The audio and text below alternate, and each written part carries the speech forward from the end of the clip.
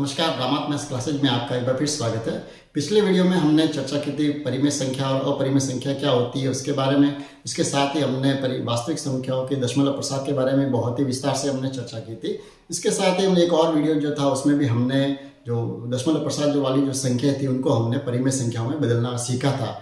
ठीक है, तो जो साथी पहली बार इस चैनल के साथ जुड़े हुए हैं तो सबसे पहले तो उनसे मैं निवेदन करूंगा कि यहाँ ये जो रीड के जो सारे जो वीडियो बन रहे हैं, जो आपके चैप्टर वाइज हम बना रहे हैं, उस वीडियो को आप कहीं भी वंचित नहीं हो। तो इसके लिए आप जो सबसे पहले तो इस चैनल को सब्सक्राइब कर दीजिए, साथ ही जो बेल आइकन है उसको भी प्रेस कर दीजिए ताकि जो भी रीड से संबंधित जो आपके वीडियो बन रहे हैं तो उससे आप कहीं भी वंचित नहीं रहेंगे। साथ ही एक और निवेदन, अगर आपको वीडियो अच्छा लगे तो आप लाइक जरूर करें और अपने साथियों के साथ इसे शेयर भी करें। ठीक है, तो जो साथी पुरानी वीडियो से वंचित रह गए तो उनका मैं डिस्क्रिप्शन दे दूंगा लिंक, तो आप वहाँ से इस वीडियो को जरूर देखें एक बार। बहुत ही अच्छी वीडियो है कि हम जो वीडियो बना रहे हैं वो सारे आपके जो सिलेबस के अकॉर्डिंग ही बना रहे हैं। और आपको वैसे जानकारी के लिए बता दो, ये जो चैप्टर जो दिया हुआ है वास्तविक संख्या वाला, ये कक्षा 9 का जो पहला अध्याय है उसी को ही आपके सिलेबस में जोड़ा गया है। तो उसी के अकॉर्डिंग हम बिल्कुल चल रहे हैं, कहीं पर भी हम लक्ष्य से नहीं भटक रहे हैं। आपके जो चैप्टर वाइज जो आपकी विषय वस्तु है उसी विषय वस्तु को ही हम आधार बना के सारे वीडियो बना रहा हूँ। ठीक है, तो आपको कहीं भी दिक्कत नहीं होगी, आपको कहीं भी इस चैनल पर नहीं लगेगा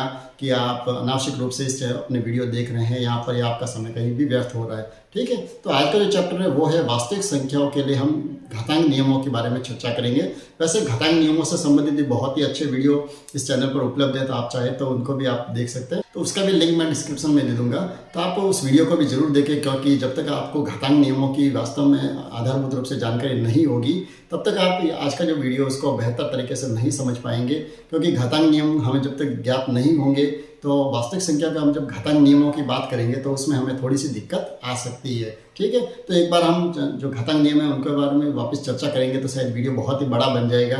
तो आप उसी वीडियो को देखें और यहाँ बीच में जहाँ भी हम आवश्यक होगा वहाँ मैं आपको इसमें समझाता जाऊँगा।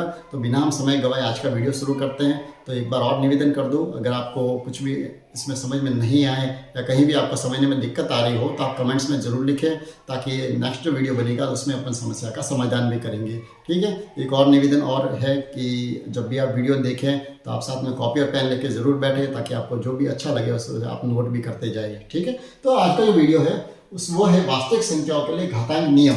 और हमें घातांक नियमों के अंतर्गत सारी जानकारी जो है, जैसे घातांक नियम हम जानते हैं कि समान आधार पर जो संख्या होती है उनमें ही घातांक नियमों को अप्लाई किया जाता है। ठीक है, तो समान आधार के लिए अगर हम घाते अलग अलग हो तो हम थोड़ा सा दोहरान कर देते हैं कि जब घाते अलग अलग हो तो क्या करना पड़ता है, घातों को जोड़ा जाता है। उसके बाद दूसरा जो नियम है वो ये है, अगर घाते भाग में दी हुई हो तो क्या करना पड़ता है, घातों को घटाया जाता है। एम में से एन जो घाते उनको हम क्या करेंगे, घटाएंगे। और तीसरा जो आधारभूत नियम है कि अगर किसी आधार के ऊपर घात दी हुई है और उस घात के ऊपर अगर दूसरी घात और दी हुई है तो वहां पर क्या होता है, घातों का गुणा होता है। ठीक है, ये जो 3 आधारभूत नियम है इन्हीं की हेल्प की सहायता से अपन जो वास्तविक संख्याओं के लिए जो घातांक जो प्रश्न है उनको हम हल करेंगे। साथ ही चौथा और है बाकी जो नियम है, जैसे घात कहीं पर माइनस हो तो उसको कैसे लिखना, 1 अपॉन करके एक ही घात m बनाते हैं, या नीचे माइनस में हो तो उसको हम प्लस में बनाते हैं, या किसी की घात अगर 0 हो तो उसका मान कितना होता है, हमेशा के लिए याद रखें 1 होता है। ठीक है, इसके साथ कुछ और भी नियम है जो छोटे छोटे नियम है, जैसे कहीं पर अगर 2 संख्या जो अलग अलग दी हुई है और उसकी अगर घात m दी हुई हो, ठीक है, दोनों आधार अलग अलग है और उसकी घात कैसे हो, m, तो उसमें क्या करता है, दोनों को घातों को हम अलग अलग लगा सकते हैं। जैसे एक ही घात m और गुणा में b की घात m, या दोनों अगर आधार अलग अलग दिए हुए हैं उनके समान घाते हैं तो उनको हम ऐसे कॉमन करके लिख सकते हैं। तो ये कुछ जो आधारभूत जो नियम है उन्हीं के सहायता से हम इन प्रश्नों को हल करेंगे। जो आपके कक्षा 9 में जो प्रश्न दिए हुए हैं, प्रश्नावली शायद 1.6 दी हुई है, उसमें जो प्रश्न दिए हुए घातांक नियमों से संबंधित उन प्रश्नों को अपन हल करने वाले हैं। तो आप एक बार इनको नोट भी कर लीजिए, क्योंकि इन घातांक नियमों की हमें उसमें जरूर आवश्यकता पड़ेगी। और अगर आप घातांक के बारे में बिल्कुल भी नहीं जानते हैं कि कैसे इन प्रश्नों को हल करना है या इन प्रश्नों को कैसे हल करते हैं, क्या उसमें समस्या आती है, या घातक जो माइनस वाली है उनको हम प्लस में कैसे बदल सकते हैं, तो उसके लिए आप उन वीडियो को एक बार जरूर देखें। बहुत ही सरल तरीके से मैंने सारी चीज़ें उसमें समझाई है, तो आपको बहुत ही अच्छे से वो सारी चीज़ें समझ में आ जाएगी। तो इस प्रश्नावली का पहला जो प्रश्न है उस प्रश्न पर अपन चर्चा करते हैं। तो पहला जो प्रश्न है उसमें दिया हुआ है, हमें ये ज्ञात करना है। उसका जो पहला प्रश्न है वो है 64 की घात 1/2। दूसरा जो है हमें सॉल्व करना है 32 की घात 1/5, और तीसरा है 125 की घात 1/3। ये 3 प्रश्न उसमें दिए हुए जिनको हमें सॉल्व करना है, क्योंकि अभी तक हमने जो जितने भी प्रश्न किए आपने घातांक वाले जो सीखे होंगे उसमें हमने क्या किया, सामान्य समय घातें मिली है, जैसे कहीं घात 2 या 5 या 7। अब जो है हम वास्तविक संख्या यानी घात जो है वो भी वास्तविक संख्या के रूप में हो सकती है, यानी बट्टा के रूप में जो दी हुई है घातें, उनको हम कैसे सॉल्व करें तो कोई ज़्यादा दिक्कत इसमें भी नहीं आएगी आपको कहीं भी समझने में। उसके लिए क्या करना है, सामान्य से काम हमें ये करना है, जब भी इस तरह की घातें दी हुई हो तो सबसे पहले तो हम ये जो 64 जो लिखा हुआ है, 64 की घात हमें 1/2 ज्ञात करनी है। तो हम क्या करेंगे, इस 64 के पहले हम अभाज्य करेंगे और इसको हम घातांक रूप में बदल देंगे। ठीक है, 64 को हमने 2 से भाग दे दिया, कितने आ जाएंगे 32, 32 को वापस 2 से भाग दिया 16, 16 में 2 का भाग दे दिया 8, 8 में 2 का भाग दे दिया 4, 4 में 2 का भाग दिया 2 और 2 में 2 का भाग दे दिया 1। ठीक है, तो 64 के जो हमें अभाज्य गुणनखंड मिले वो क्या मिले हमें, 2 गुणा 2 गुणा 2 गुणा 2 गुणा 2 गुणा 2। ठीक है, और इसकी घात दी हुई है 1/2। तो हमें करना क्या है, ये 64 है इसको हमें घात रूप में बदलना है, सीधा साधा अर्थ है। तो यहाँ पर देखिए 2 की घात कितनी बन जाएगी, 1 2 3 4 5 और 6। यहाँ से भी देखें तो 1 2 3 4 5 और 6। तो ये हो गया 64 की जगह हम लिख देंगे 2 की घात 1/6 और ऊपर जो घात लिखी है वो कितनी लिखी हुई है 1/2। अब हम यहाँ पर घातांक नियम से जानते हैं, घात के ऊपर जब घात होती है तो हमको क्या करना पड़ता है, हमें गुणा करना पड़ता है। तो हम घातों का कर देंगे गुणा, 1/2 का इससे गुणा कर दीजिए, कितना आ गया 3, यानी 2 की घात बन गई है 3 एकम 3। ठीक है, तो हो सकता है कि हमारे ऑप्शन में ये आंसर मिल जाए 2 की घात 3। अगर घात रूप में अगर आंसर दिए हुए हैं तो ये आंसर हमें मिलेंगे, और नहीं मिले तो फिर हमें क्या करना है, इसका विस्तार रूप में पुनः कर देंगे, 2 गुणा 2 4, 4 दूनी कितने हो जाएंगे 8। तो ये हो जाएगा इसका आंसर। ठीक है, तो इसी तरह से हम अगर 32 की घात 1/5 है उसको अगर सॉल्व करना हो तो उसको भी हम इसी तरह से सॉल्व करेंगे। ठीक है, और ये का ये जो हम 125 की घात 1/3 निकालें तो भी वही काम करेंगे हम। तो ये जैसे है 32 की घात कितनी है 1/5। तो सबसे पहले 32 के हम अभाज्य गुणनखंड कर देंगे, कितना होगा 32 को 2 से गुणा कर दिया 16, 16 को 2 से भाग दे दिया 8, 8 में 2 का भाग दिया 4, 4 में 2 का भाग दिया 2 और 2 में 2 का भाग दिया 1। यानी 32 जो है वो कितने बन रहे हैं, 2 की घात कितनी बन रही है 5 और ऊपर घात बनी हुई है 1/5। तो इसको जो सॉल्व करेंगे तो क्या हो जाएगा, घातों का गुणा 5 गुणा 1/5, 5 से 5 काट दिया, कितना आएगा 2 की घात 1, यानी इसका आंसर आ गया कितना 2। तो इनको सॉल्व करने के लिए बहुत ही सिंपल तरीका है। इनको क्या करना है, हमें केवल इनके अभाज्य गुणनखंड करने हैं और उन्हें किसमें करना है, घात पे बदलना है। इसी तरह से थर्ड जो है, जैसे 125 है तो 125 और उसकी घात कितनी लिखी है 1/3। तो 125 का मतलब सीधा से 5 गुणा 5 गुणा 5, इसका अर्थ कितना हो जाएगा, 5 की घात कितनी बन जाएगी 3। ये हो गया 5 की घात 3 और घात के ऊपर जो घात बनी है वो कितनी है 1/3। तो इनका गुणा कर देंगे, यहाँ पर वो का वो 3 से 3 कट गए, हमारा आंसर क्या मिला 5 की घात 1, या इसको मान में व्यक्त करें तो कितने हो जाएंगे 5। ठीक, चलिए अब दूसरे प्रश्न की तरफ बढ़ते हैं। तो दूसरा प्रश्न भी दिखने में तो लगभग सेम टू सेम वैसे ही है, कोई ज़्यादा फर्क इसमें भी नहीं है। जैसे यहाँ लिखा हुआ है 9 की घात 3/2, 32 की घात 2/5, 16 की घात 3/4 और 125 की घात -1/3। ठीक है, तो यहाँ पर थोड़ा सा अलग, उसमें सारे हमने 1/घात देखे थे अंश में, यहाँ पर क्या था सारे में 1 था, और यहाँ पर अलग अलग मान दिए क्योंकि वास्तविक संख्या है तो कुछ भी हो सकती है। तो हमें तरीका हमारा वही रहेगा। इस प्रश्न को भी सॉल्व करने के लिए हम क्या करेंगे, सामान्य सा, जैसे 9 है तो 9 का अर्थ क्या होगा 3 गुणा 3, यानी इसको हमने लिख दिया 3 की घात 2। ठीक है, और इसके ऊपर घात बनी हुई है 3/2। तो वही तरीका क्या करेंगे, घातों का गुणा, यहाँ पर भी 2 से 2 को कट कर दिया, कितने बने 3 की घात 3। ठीक है, तो अगर ऑप्शन में अगर घात रूप में मिल जाए तो ये इसका आंसर हो जाएगा, और अगर आंसर ऐसे नहीं दिया हुआ है तो हम इसको वापस सॉल्व कर देंगे, कितना हो जाएगा 3 3 9, 9 3 27। तो 9 की घात जो है 3/2 का मान कितना होगा 27। ठीक है, दूसरा जो प्रश्न है 32 की घात कितनी दी हुई है 2/5। तो यहाँ पर भी हमें क्या 32 का हमने देखा था मान कितना होता है 2 की घात 5, और उसकी जो घात दी हुई है 2/5। तो सेम टू सेम वो का वो क्या करना है 5 गुणा 2 की घात 5 है, 5 से 5 कट गए, क्या बचे 2 की घात 2। तो इसको हम सॉल्व कर देंगे, 2 दूनी कितने हो जाएंगे 4। तो इस तरह से हमें मान ज्ञात हो जाएगा, कहीं भी दिक्कत नहीं आएगी। तीसरा जो प्रश्न है 16 वाला, वो भी ऐसा कैसा है जिसको आप आराम से कर सकते हैं, तो हम यह समय व्यर्थ नहीं करेंगे। चौथा जो प्रश्न दिया हुआ है उसमें घात दी हुई है माइनस में। ठीक है, तो इसको हम थोड़ा सा समझ लेते हैं। तो इसको हम कैसे सॉल्व करेंगे, जैसे लिखा हुआ है 125 की घात -1/3। तो अब इसको सॉल्व करने के देखिए 2 तरीके। पहला तरीका तो क्या है, सीधे हम इसको पहले तो घात में बदल दीजिए, 125 को घात में बदलेंगे क्या होगा 5 की घात 3 और इसके ऊपर घात दी हुई है -1/3। तो पहले तो हम घातों का गुणा कर देंगे, कितने हो जाएंगे 3 गुणा -1/3। तो यहाँ 3 से 3 कट गए, 5 की घात कितने मिल गई -1। ठीक है, अब हमें क्या करना है, यहाँ घात कितने माइनस में, तो अब इस माइनस वाली घात को प्लस में बदलने का तरीका क्या होगा, इसको 1 करके हम लिखेंगे तो घात हो जाएगी प्लस की, यानी इसका जो आंसर मिल जाएगा वो मिलेगा हमें 1/5। ठीक है, एक तरीका तो है ये, जब हम इसको पूरा सॉल्व करने के बाद लास्ट में इसको घात जो इसको हम प्लस में बदले, और दूसरा तरीका जो है हम इसको शुरू में ही अगर इसको चाहें तो इस घात को हम क्या कर सकते हैं, सीधे प्लस में बदल देते हैं। इसको 1 करके 125 की घात 1/3 करके पहले नीचे लिख देते हैं।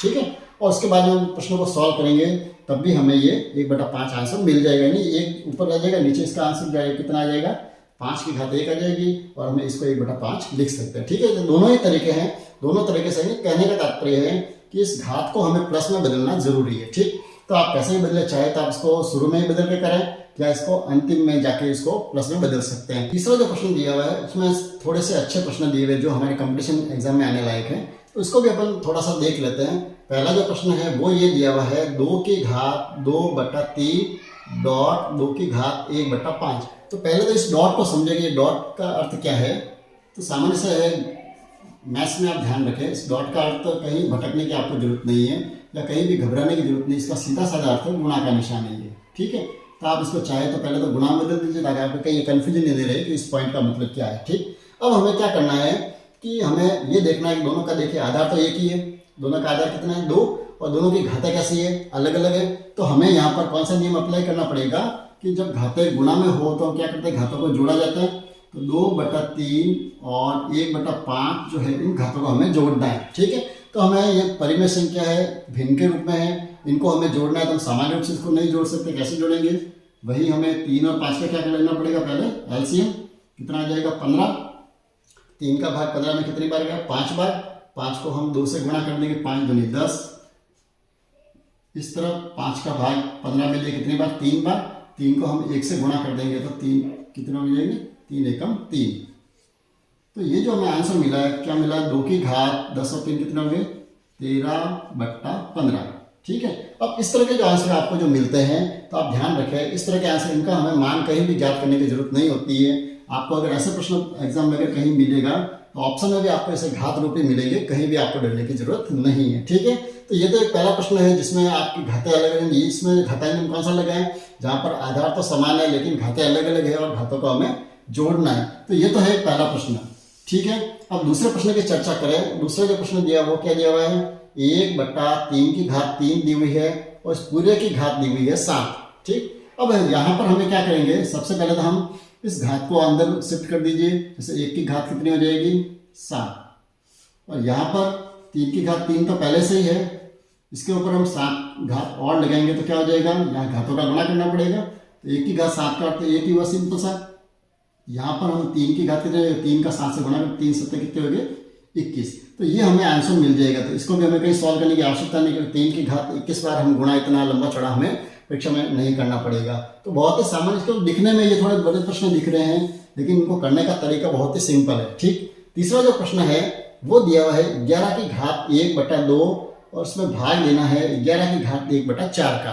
तो जब भी देखिए यहाँ आधार समान है, दोनों जगह 11 और हमें घातों को क्या करना है, भाग देना है। तो घातों को जब भाग में लिखा हुआ हो तो हमें क्या करना पड़ता है, घातों को घटाना पड़ता है। तो हम 1/2 में से इस 1/4 को हमें घटाना है। ठीक है, घटाने का तरीका भी वही रहेगा जैसा हमने जोड़ने में किया था। क्या करना पड़ेगा, हमें पहले हरों का लसअप लेना पड़ेगा।